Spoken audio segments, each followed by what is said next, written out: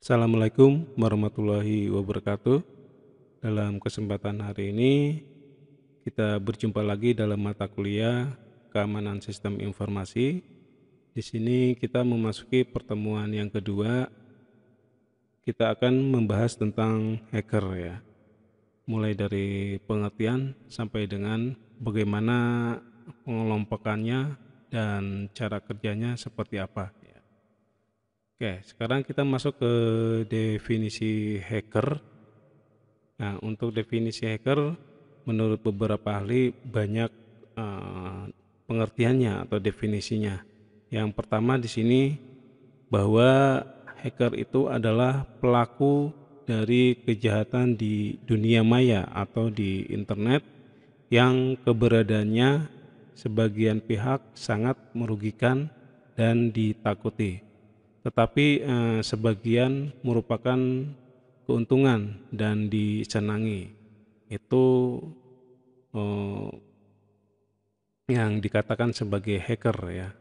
Terus yang kedua, hacker tidak merusak suatu sistem ya, tetapi mereka lebih banyak pada kegiatan mengintip ya, mengambil dan atau mencuri beberapa informasi yang dibutuhkan.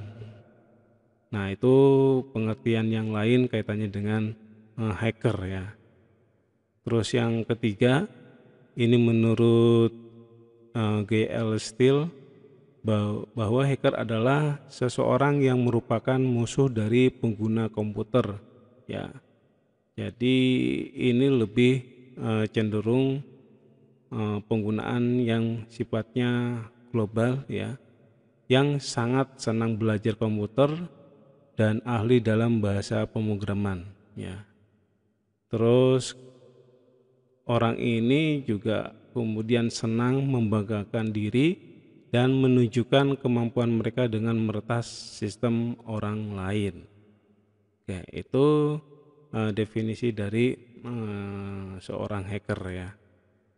Terus ada lagi definisi yang lain atau kelompok hacker.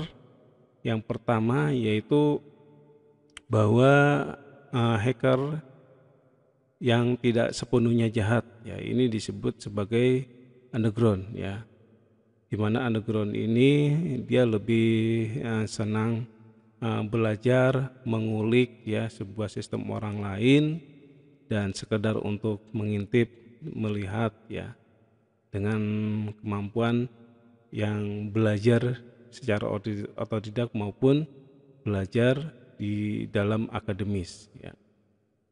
Terus ada lagi hacker baik dan bertanggung jawab. Nah, kalau yang ini dia selain meretas sebuah sistem juga dia melakukan antisipasi terhadap serangan yang mereka lakukan ya. Jadi dia juga memberikan solusi terhadap serangannya dia sendiri. Nah, itu yang dikatakan sebagai hacker baik dan bertanggung jawab. Sehingga di lembaga Ash Council ya, yang berada di Amerika memberikan sebuah sertifikat ya, yang namanya di sini CEH, yaitu sertifikat ethical hacker ya, yang dikatakan atau yang memberikan sertifikat kepada seorang hacker memiliki etika dan bertanggung jawab terhadap apa yang mereka lakukan. Oke, ini ya definisi yang lain dari seorang hacker ya. Jadi melihat dari beberapa definisi atau kelompok hacker tersebut, berarti hacker itu tidak selamanya jahat ya, tapi bisa berbuat baik dan bertanggung jawab. Nah, tergantung dari aktivitasnya ya atau tujuannya. Nah, di sini saya kelompokkan juga kalau hacker ya menurut Paul Taylor. Yang pertama yaitu komputer underground yang tadi sudah saya singgung ya, dengan aktivitasnya yaitu dia ada kegiatan mengintip ya, terus membuka sistem orang lain ya, dengan kemampuannya sendiri ya. Itu ya. Kadang juga untuk menunjukkan kemampuannya sendiri di sini ya. Itu yang komputer underground. Ada lagi komputer security industry ya, ini lebih untuk keamanan di dalam sebuah perusahaan ya. Dan di sini biasanya juga ada pegawainya atau karyawannya kaitannya dengan pekerjaannya sebagai hacker di perusahaan. Terus yang ketiga yaitu akademis, yaitu orang yang belajar dalam kaitannya keamanan sistem informasi ya, baik yang bersifat desktop maupun bersifat web ya di sini. Terus sekarang kita menginjak ke peningkatan jumlah hacker ya. Apa saja sih yang menjadikan hacker itu meningkat terus ya? Yang pertama yaitu dengan adanya buku panduan ya. Apa yang sudah kita lihat di tanah air ini, banyak sekali buku panduan ya, buku panduan yang kaitannya dalam tutorial, terus bagaimana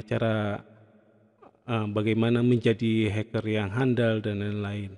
Nah ini menjadikan seorang hacker meningkat ya. Jadi mereka belajar dari buku-buku yang ada ya. Terus yang kedua dari fasilitas internet ya, di mana fasilitas internet itu banyak website ya atau mungkin sosial media yang memberikan tutorial hacker atau tools yaitu untuk ajang uji coba ya di sini. Nah, sehingga dengan adanya banyak materi-materi atau tutorial hacker ini dapat meningkatkan jumlah hacker. Nah, 2 poin ini yang menjadi dasar dari meningkatnya jumlah hacker. Terus kita pelajari kaitannya dengan tipe hacker ya. Di sini ada macam-macamnya. Yang pertama yaitu dikatakan sebagai black hat ya. Di sini adalah kumpulan individu yang memiliki keahlian tinggi ya, yang di bidang keamanan komputer, yang memiliki motivasi melakukan tindakan destruktif ya atau perusakan sistem komputer ya. Dan kegiatan ini untuk mendapatkan imbalan, dan di sini sering disebut dengan cracker ya. Itu yang dikatakan sebagai tipe hacker black hat ya. Terus yang kedua white hat, yaitu individu yang profesional ya, yang profesional yang kegiatannya menjaga keamanan sistem internet ya, yang disebut sebagai security analistik ya. Jadi di sini tugasnya untuk menjaga keamanan sebuah sistem ya atau fasilitas sistem internet dari serangan pihak tertentu yang dapat merugikan. Itu ya. Dan biasanya di sini dilakukan di sebuah perusahaan-perusahaan. Terus yang ketiga yaitu grey hat ya. Kalau grey hat di sini sekumpulan individu yang kadang-kadang melakukan tindakan ofensif ya. Ofensif itu pertahanan, ada juga kadang juga ini dia melakukan defensif, yaitu melakukan pertahanan. Ini ya, kalau ofensif itu penyerangan, kalau defensif pertahanan ya, untuk tujuan keamanan sistem komputer ya. Kayak itu grey hat ya. Terus ada lagi yang dikatakan Suicat hacker ya. Nah, suicat hacker ini adalah individu atau sekelompok orang profesional yang tindakannya yaitu peretasan terhadap objek-objek vital sebuah negara ya, tanpa takut akan hukum yang berlaku di negara tersebut ya. Nah, ini untuk tipe hackernya. Ada lagi yang dikatakan sebagai Blue Hat ya. Kalau Blue Hat ini adalah praktisi dari keamanan sistem informasi yang aktif mengajar kemampuannya sendiri ya. Nah, kemampuan sendiri seperti peretasan ya, pertahanan, dan gabungan dari dua ini ya. Dan tentunya juga di sini biasanya ada sebuah praktikumnya ya. Nah, praktikumnya dengan media yang dia buat sendiri ya, dan dia retas sendiri. Oke, itu tipe dari hacker ya. Nah, sekarang alasan hacker beroperasi ya. Yang pertama yaitu thrill seeker ya, atau mencari sensasi dan kepuasan untuk dirinya sendiri ya. Oke. Nah, di sini kebanyakan hacker karena ingin menyelesaikan tantangan dari diri mereka sendiri ya. Ada sebuah kepuasan bagi hacker apabila dapat meretas sebuah sistem. Nah, kegiatan seperti ini biasanya tidak dilandasi oleh kebutuhan akan materi, namun lebih berarti kepada kepuasan pribadi. Ini yang dikatakan sebagai thrill seeker ya. Terus yang kedua, organized crime ya, yaitu kejahatan yang terorganisir ya.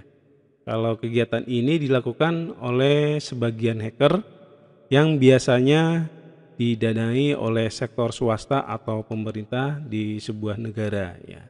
Jadi beberapa negara selalu merekrut hacker handal untuk dijadikan sebuah alat menuju misi tertentu.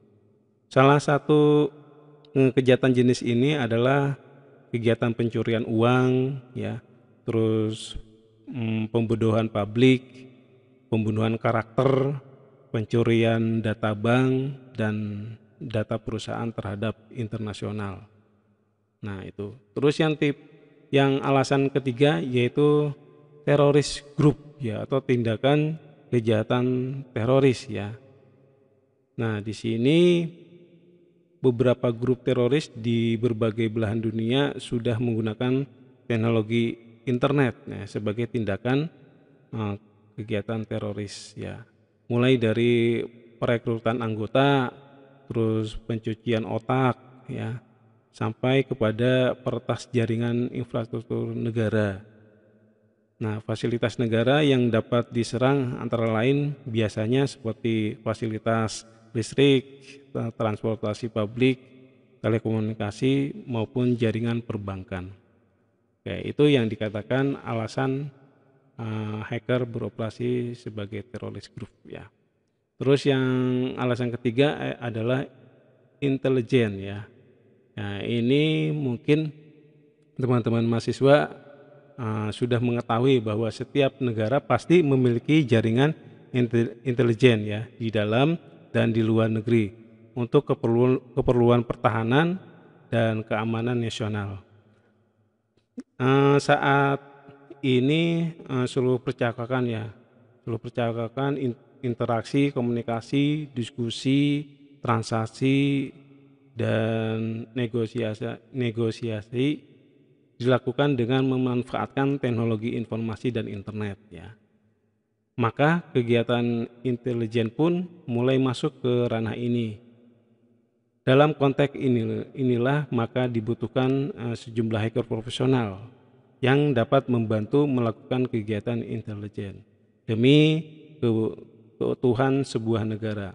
Seperti di Amerika ya, memiliki lembaga NSA ya, yaitu National Security Agency.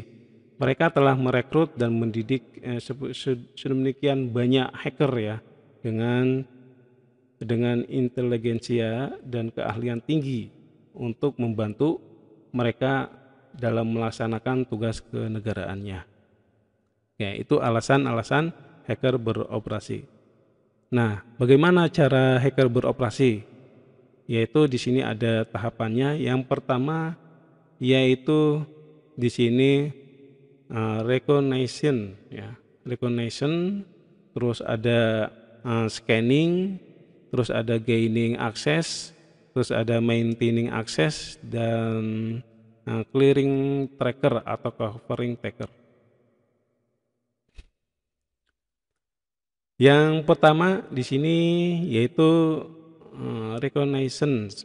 Nah, reconnaissance ini adalah tahap pengumpulan informasi sebanyak-banyaknya, ya, yaitu tentang sasaran, ya, tentang sasaran terhadap yang menjadi target sasarannya atau serangannya, ya. Terus reconnaissance ini juga ada yang aktif dan ada yang pasif, ya. Yang aktif itu pengumpulan informasinya melalui interaksi langsung dengan yaitu dengan komponen targetnya itu kepada pegawai perusahaan, ya. Terus biasanya juga melakukan hubungan komunikasi ke target yang lain, ya. Jadi ini kalau aktif langsung secara fisik, ya. Terus yang kedua pasif, ya. Kalau pasif yaitu pengumpulan informasinya melalui internet, ya, majalah, koran, terus pengumpulan yang ada di dinding perusahaan dan lain-lain, ya. Oke. Itu yang pasif, ya.